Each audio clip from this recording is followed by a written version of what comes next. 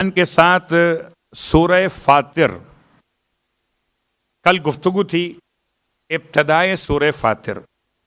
سورہ فاطر کا کمال یہ کہ 780 کلمات ہیں اور 780 کلمات میں 3228 حروف ہیں، اور اس گلدستے کو خدا نے ایسے سجایا ہے کہ روایت امام جعفر صادق علیہ السلام نے بتایا ہے.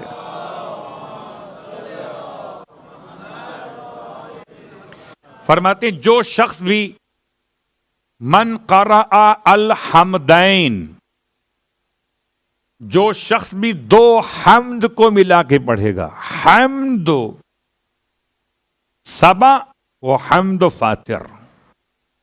دو حمد کا مطلب سورہ سبا اور سورہ فاطر. بہت مشکل نہیں ہے، دونوں آس پاس ہیں.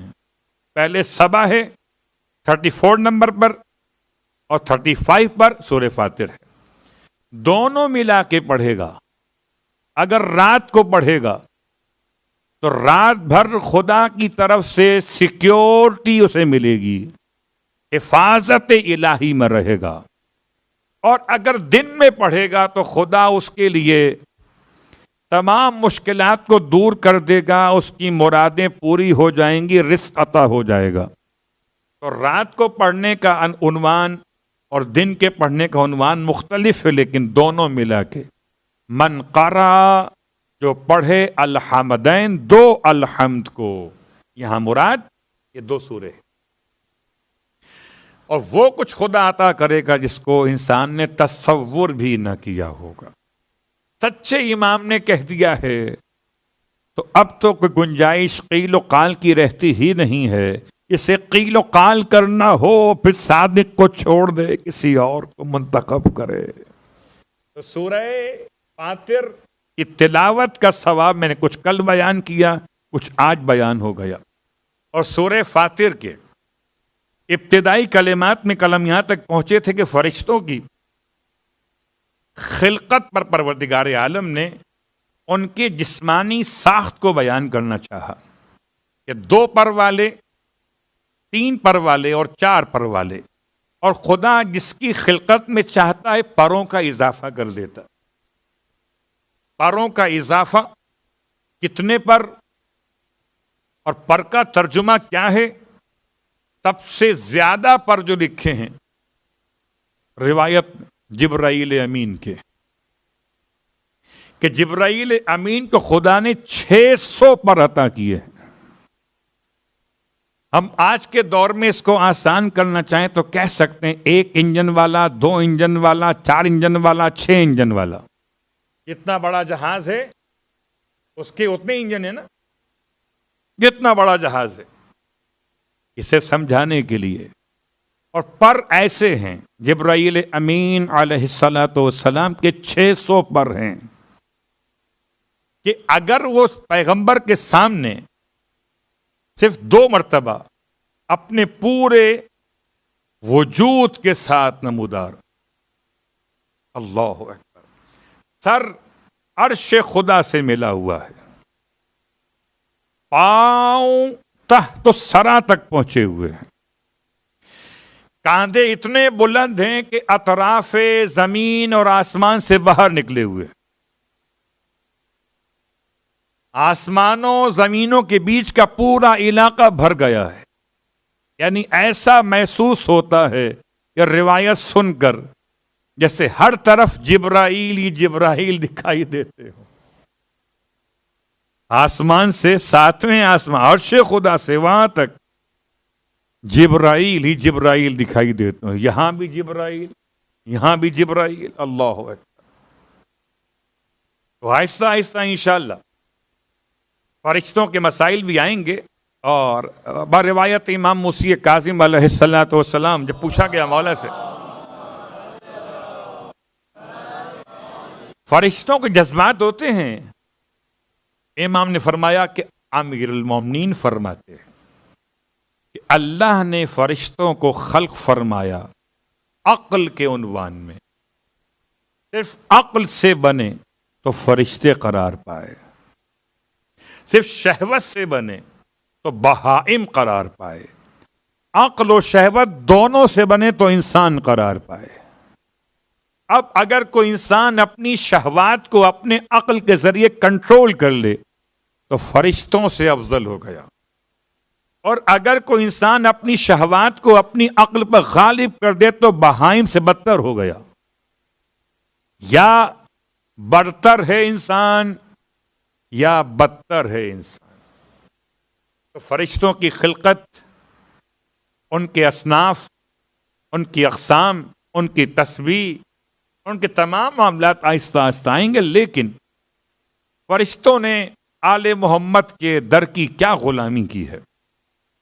آئیے میں آپ کو لیے چلتا ہوں تاریخ امیر المومنین علی ابن ابی طالب علیہ الصلوۃ والسلام کی طرف.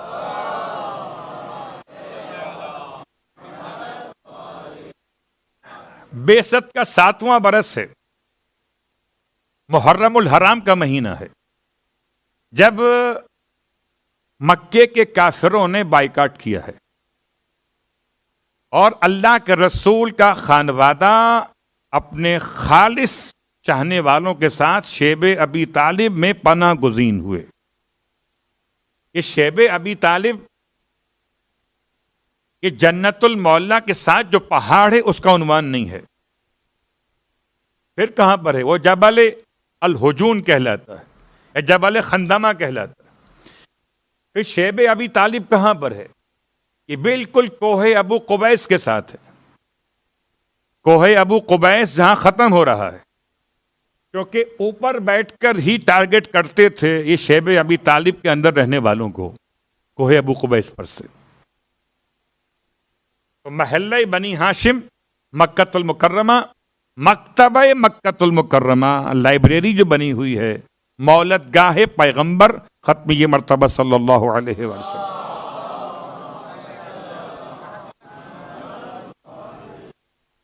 تو یہ اللہ کے رسول اور آپ کے ساتھ یہ خالص لوگ یہ 3 سال تک میکسیمم اور کم از کم 2 سال تک، یا سمجھیں 2 سال سے زیادہ اور 3 سال تک کا زمانہ ملا کہ ایسا بائیکاٹ کیا گیا، سخت ترین حالات.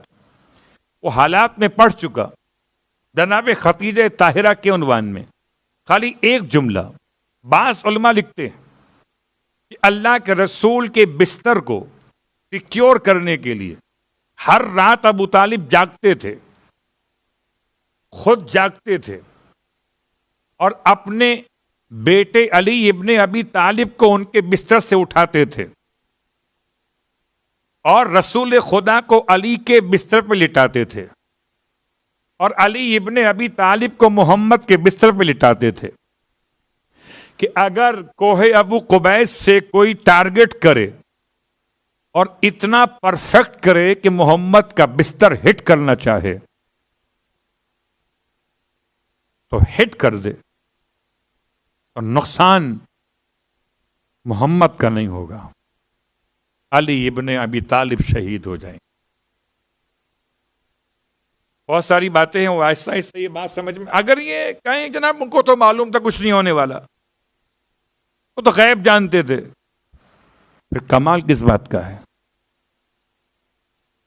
کمال تو جب ہی ہے جبکہ انسان جانتا نہ ہو اور اپنی جان خطرات میں ڈال دے. اور یہ مولا کے اپنے الفاظ ہیں کہ میں ہر روز اپنے آپ کو شہید تصور کرتا تھا، ہر روز.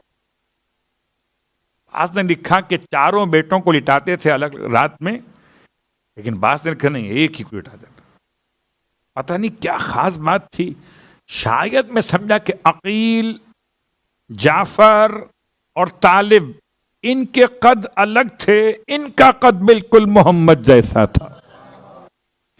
خدا نے بنایا بھی تو ایسا ہے کہ کسی اور سے میچ کھاتا ہی نہیں سوائے علی ابن ابی طالب کے. باقی جتنے آ جائیں یا بڑے نکل جاتے ہیں یا چھوٹے رہ جاتے ہیں، مس میچ ہو جاتے ہیں. پیغمبر کے جسم مقدس کا میچ نہیں ہے کسی اور کے ساتھ. یا یوں کہیے کہ 3 سال کی پریکٹس نے ہجرت کی رات کا عنوان آسان کر دیا. مگر یہ کب واقعہ پیش آیا؟ یہ واقعہ پیش کب آیا؟ جب پیش آیا جبکہ پیغمبر نے اعلان کیا رسالت کا اعلان سب کو زبانی یاد ہے. کیا نام تھا اس اعلان کا؟ بعثت.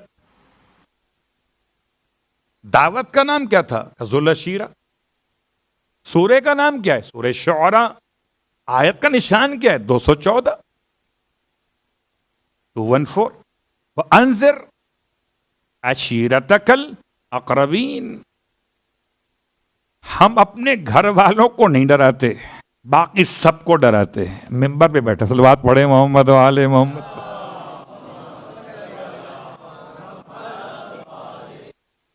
بہت ساری مثالیں آ سکتی ہیں مگر وقت نہیں ہے. ممبر پہ سب کے لیے بیان کر رہا ہوں کہ یہ کرنا ہے اور وہ کرنا ہے. اپنے گھر والوں کو چھوڑو، سو جا، کچھ نہیں ہے. اعمال کیا ہوتے ہیں.